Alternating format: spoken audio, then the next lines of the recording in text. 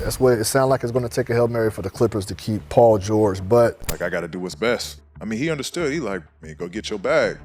It's officially a brand new era for the Los Angeles Clippers, and things couldn't have been more disastrous from their offseason all the way to, well, the regular season hasn't even started and they got even more bad news. They have a brand new state-of-the-art arena in the form of Intuit Dome. They recently underwent a rebrand as well to hype up fans, and, well, things couldn't have been more of a disaster for Los Angeles' other basketball team. So before we get to the content, ladies and gentlemen, we are about to reach probably the greatest milestone of my career, of my life. We're about to hit 1 million subscribers, so please, if you haven't subscribed and turned on your notifications for this channel yet, make sure you do so to help us get to that goal, as we'll be bringing you the latest and greatest NBA news all season long, like we have been for the last 5 years. Now that we get all that out of the way, cue the intro.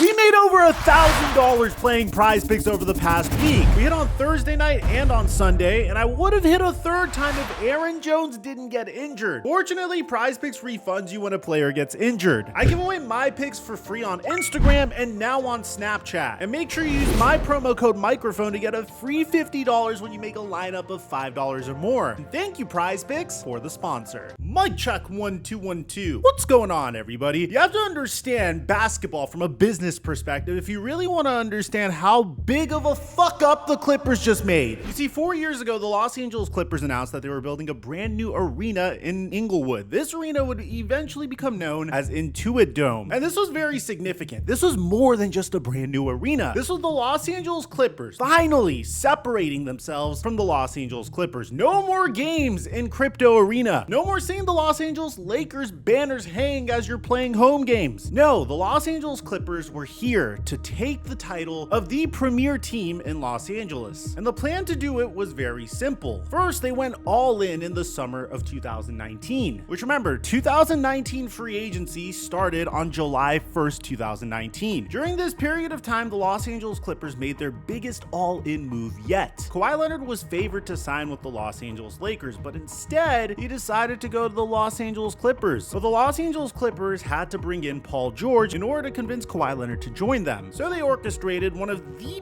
biggest trades in NBA history. Remember, the Clippers traded Danilo Gallinari, Shai Gilgeous-Alexander, the 2021 first round pick that became Trey Mann, the 2022 first round pick that became Jalen Williams, a 2023 first round pick that would eventually become Chaim Jaquez, who doesn't play for the Thunder, a 2023 first round pick swap, a 2024 first rounder, which became Dylan Jones, a 2025 first round pick swap, and a 2026 first round pick. This trade was so one-sided that it literally forced the OKC Thunder into a rebuild. It was an offer that the Thunder simply couldn't refuse, and it was an offer that the Clippers had no choice but to make, because it's either that or you return the following season with a cast of high-end role players that were capable of giving us a very entertaining first-round series against the Golden State Warriors, but really not much more than that. People truly forgot how dominant the Los Angeles Clippers were supposed to be, and how good the success of the Clippers was for the NBA. The Battle of Los Angeles was officially a rivalry, finally, after all these years. Baseball fans have the Subway Series, but Los Angeles basketball fans don't have anything close to that. And in year one, we almost got a Battle of Los Angeles Western Conference Finals. The Los Angeles Clippers and the Lakers finished number 1 and number 2 in the Western Conference, but the Los Angeles Clippers blew a 3-1 series lead versus the Denver Nuggets in the second round of the playoffs. The Lakers would defeat the Nuggets and they would end up winning the championship. In year 2, the Clippers would finish 4th in the West, but Kawhi Leonard would get hurt and the Clippers would lose to the Suns in the conference finals. This was the most success the Clippers would ever experience during the PG Kawhi era, because the very next year Kawhi would get injured and the Clippers would lose in the play-in, which sucked for Clippers fans, but hey, Patrick Beverley acted like he won an NBA championship and it gave us was this great meme, so I'm not really that mad about it. Then there's the 2023 season where both Paul George and Kawhi suffered injuries, and in the first round, the Clippers would lose 4-1 to the Suns. So finally, the Los Angeles Clippers decided to go all in. How could they not? Paul George was on an expiring contract. They already decided to lock up Kawhi Leonard on a max contract. And even worse, there's a brand new CBA that pretty much punished any team that decided to go over the second tax apron. And it became too much for the Clippers. In the past, owners didn't mind paying luxury tax. But now things were significantly different. The game has changed, and Steve Ballmer was no longer willing to do it. And this is where things get a little confusing, because the Clippers once again made a crazy all-in move. You see, the Clippers decided to trade Nicholas Batum, Robert Covington, Kenyon Martin Jr., Marcus Morris, a 2028 unprotected first-round pick, 2 second-round picks, and a pick swap to get James Harden in return, another player that was expecting big money in free agency. This was the final all-in move. The core of Russell Westbrook, James Harden, Paul George, and Kawhi Leonard was expected to finally take the Clippers to the promised land, even if Kawhi Leonard got injured, which, by the way, he did. But alas, it wasn't enough. The Los Angeles Clippers would lose to the eventual Western Conference champion Dallas Mavericks in the first round, and the Clippers were facing questions going into the offseason. What do they do with Paul George? And ultimately, I think the way they handled this situation was so terrible that this is going to be a team that's going to be mediocre until the mid-2030s, unless if they completely blow it all up. You see, in the offseason, the Los Angeles Clippers decided to extend James Harden, signing him to a 2-year, $70 million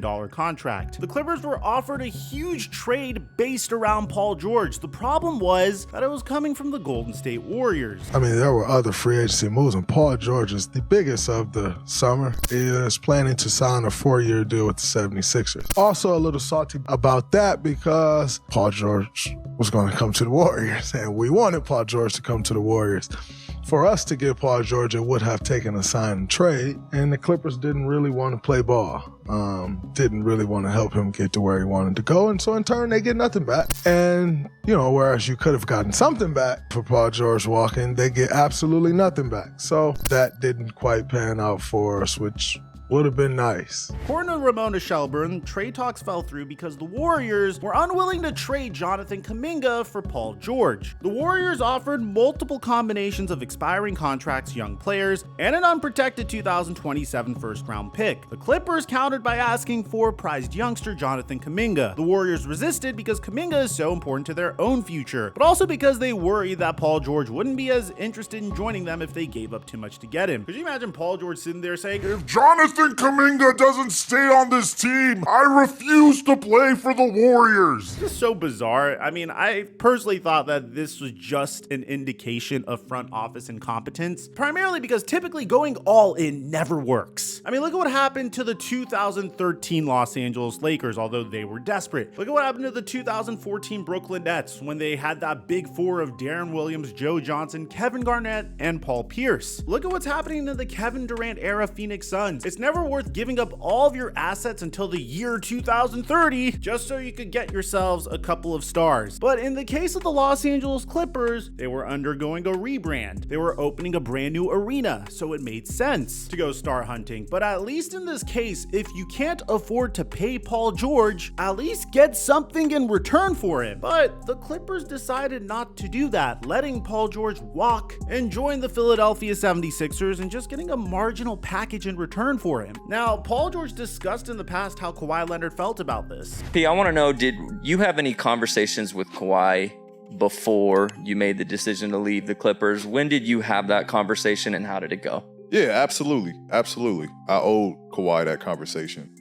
I called him up, was just like, man, listen, I think I'm gonna go elsewhere. Like, conversations with the Clippers didn't go how I wanted to, kind of broke down. I told you guys how it all played out, and we had that conversation. And I was like, man, like, I gotta do what's best. I mean, he understood. He like, man, go get your bag.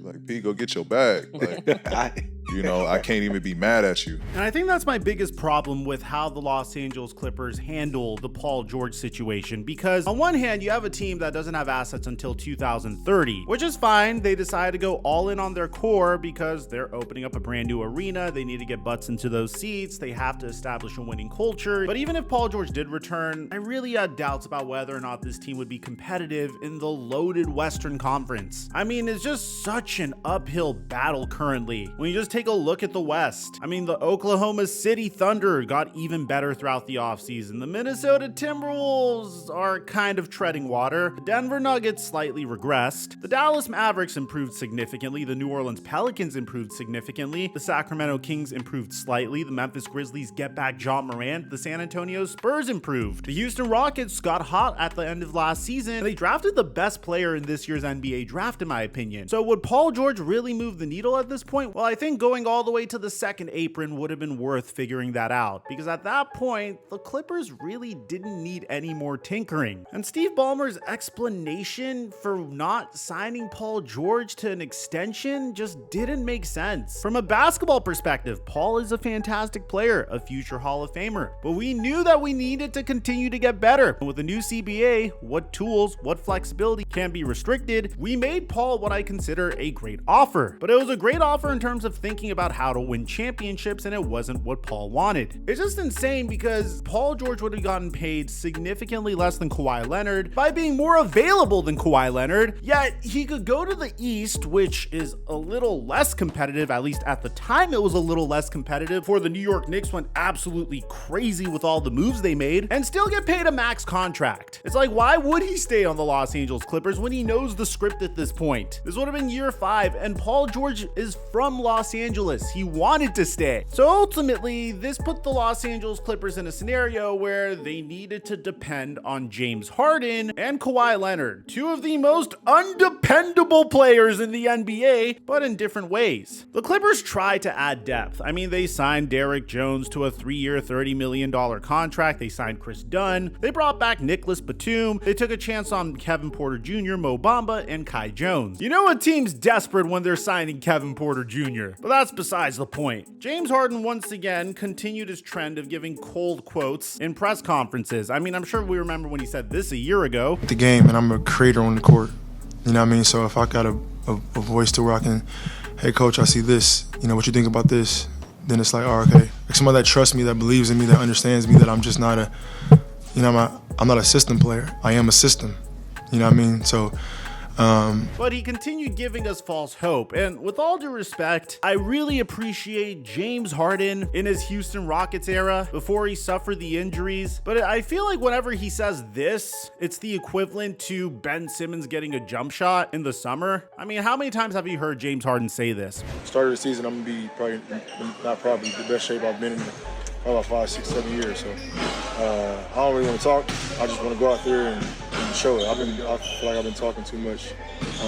What the Los Angeles Clippers are hoping for is that by making James Harden one of the leaders of the team, he'll be inspired to play better basketball again. They don't really have a choice here. The earlier you get started, and we're, for the most part, a fairly new team. You know what I mean? So you got teams that's been together, especially their core, for 5, 6, 7 years. You see Boston, they've been together for a very long time, and they finally got their first championship. So team building, chemistry is very, very important. And for me, I think we had I wanted to do a training camp in Scottsdale, which we had a couple weeks ago, just to kind of get the guy hanging out, go to dinners and things like that.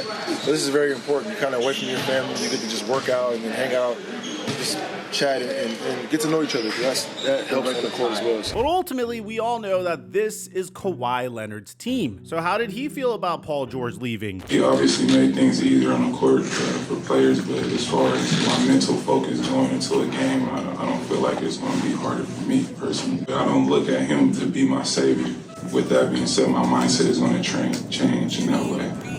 I'm honestly convinced that Kawhi Leonard doesn't care about winning at this point. I think once he joined the Los Angeles Clippers, his entire prerogative was to do whatever it possibly took just to prolong his career as long as he could so he could earn as much money as he can, and ideally he plays in his home state. That's what I think he's gunning for. And honestly, given his achievements and his injury history, I don't really blame him if that's his strategy. I mean, the man's won 2 NBA championships, 2 NBA Finals MVPs, 6 NBA All-Star appearances, 3 NBA All-First teams and second teams, won the DPOY twice. There's no question about it. Kawhi Leonard's gonna be enshrined in the Hall of Fame. What else does he have to prove? He's not chasing Michael Jordan's 6 championships. He's not in any LeBron James debates. He's already overachieved in regards to what his career was supposed to be coming out of San Diego State University. And the reason I'm saying this is, if you guys remember, during the Olympics, Kawhi Leonard left the team because he was still dealing with injury issues. It's kind of crazy because if Kawhi Leonard's trying to play on the Olympic team, despite having a nagging injury, one would assume that he's healthy enough to play by the time the regular season comes around. But ultimately, that's not the case. So according to Yahoo Sports, the Clippers are not sure if Kawhi Leonard will be healthy by the start of the season.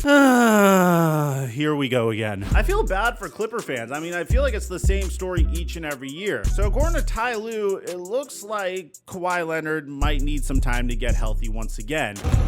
He's getting treatment. He's going through the process. Rehab is right needed. Still nothing in practice. Kawhi? No. So Kawhi Leonard might not be there for the Intuit Dome opener, and it just gets even more depressing here. Kawhi Leonard was asked if anybody stood out to him during training camp, and this was his response. I mean, just the new guys, just watching them, the new additions we have. But nobody stood out to me so far. And then he was asked what his goals were for the season, and I mean, he gave us this cliche. No, just gotta dedicate to myself. As I get older, guys aren't doing what I'm doing pretty much. You don't see it around the league, even when I was young. This is what I work for. I strive to get a championship. You know, I'm not out there to try to play 82 games, trying to win.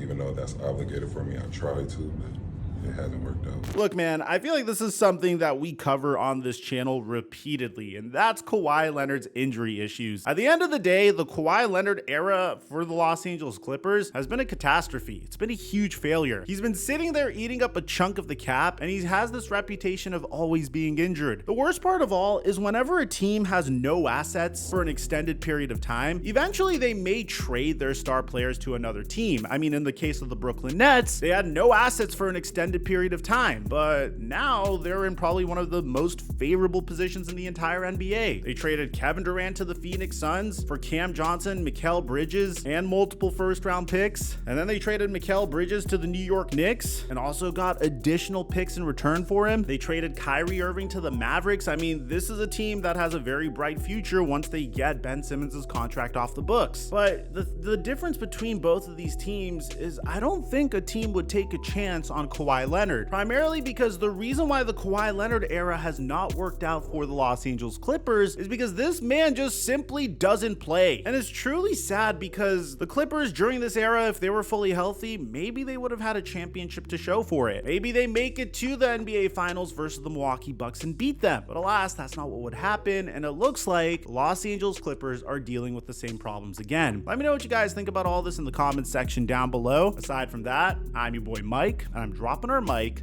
until our next upload.